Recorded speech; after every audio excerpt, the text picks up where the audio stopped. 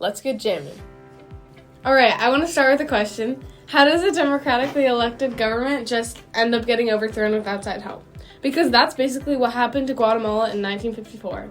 Imagine waking up one day to discover your government might be overthrown, not by your own people, but with help from another country. In 1954, that became reality for Guatemala. Yeah, and when you first hear it, it sounds almost like one of those exaggerated history stories teachers make dramatic, but it's actually real. And what makes it more complicated is that there isn't just one reason. It's not like this caused that. It's internal inequality, Cold War's fears, corporate influence, and political instability all stacking on top of each other. Right. So today we're talking about the 1954 Guatemalan coup d'etat when Guatemala's democratically elected president, Jacobo Arbenz, was overthrown with CIA support during the Cold War.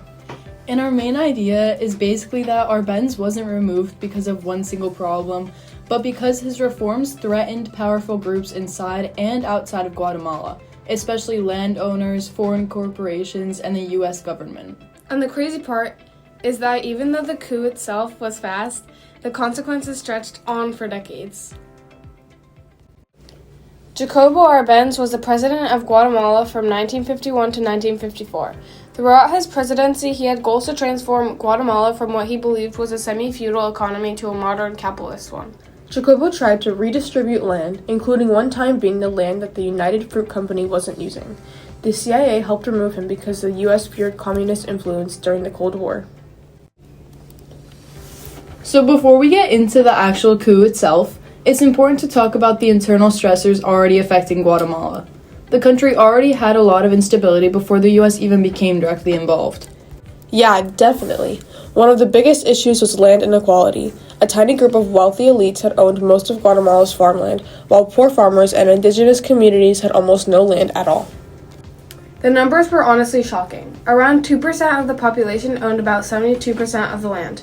Meanwhile, a lot of rural families were living in poverty and depended on plantation labor just to survive.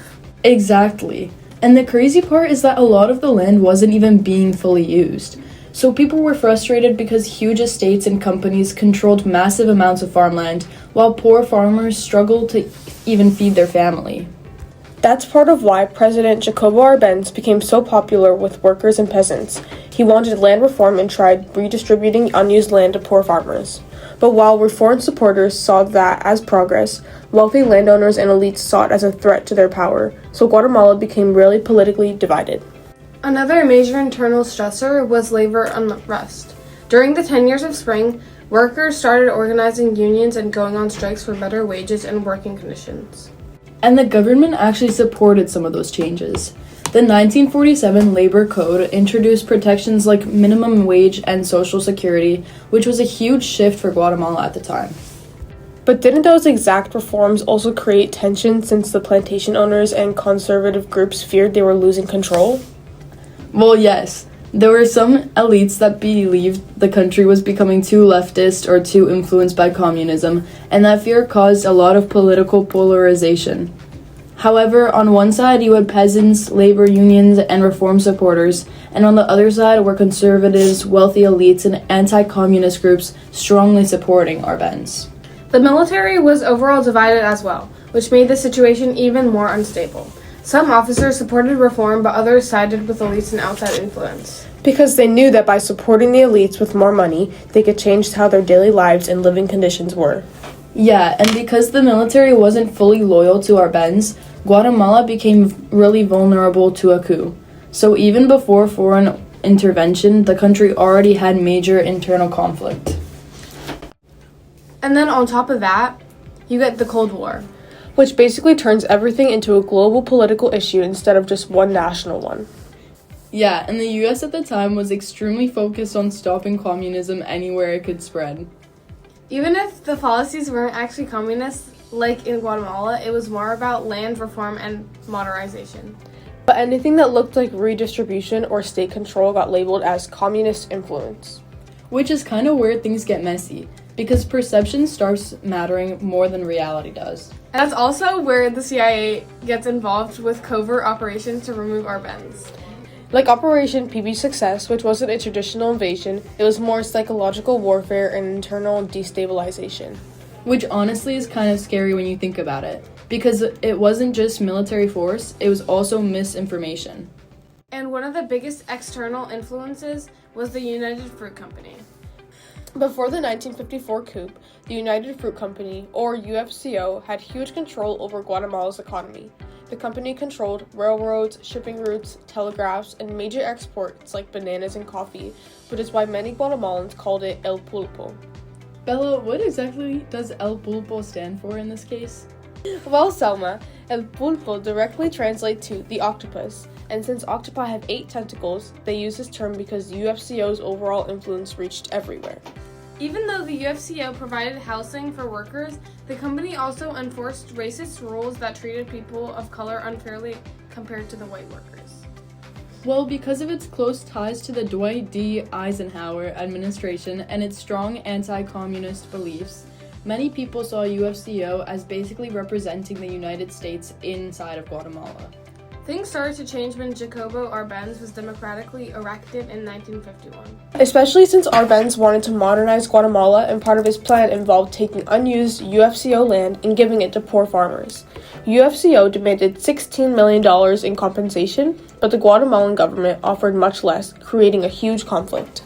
After that, UFCO worked hard to convince the US government that Arbenz was a communist threat by funding journalists and spreading anti-Arbenz propaganda.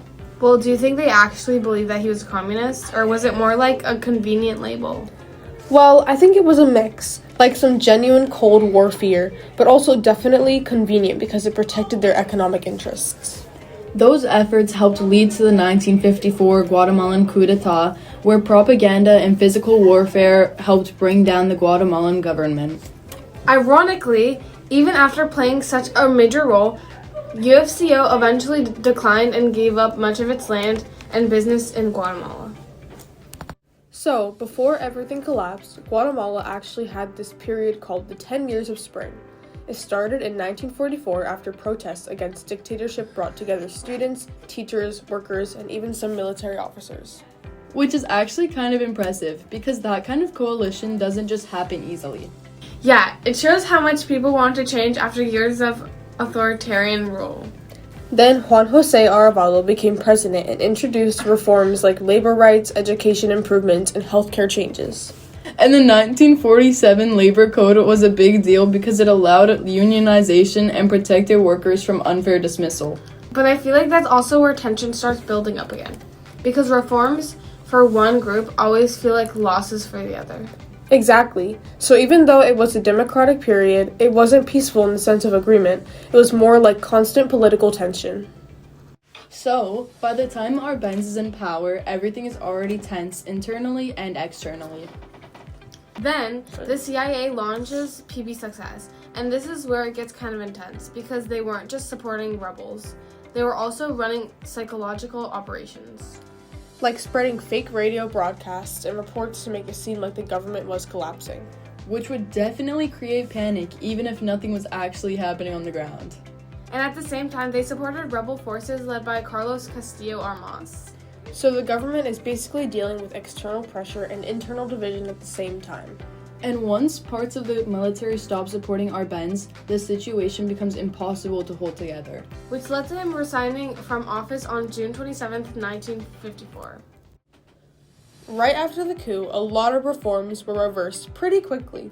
Yeah, labor unions were banned, political opponents were arrested or exiled, and land was returned to elites and UFCO.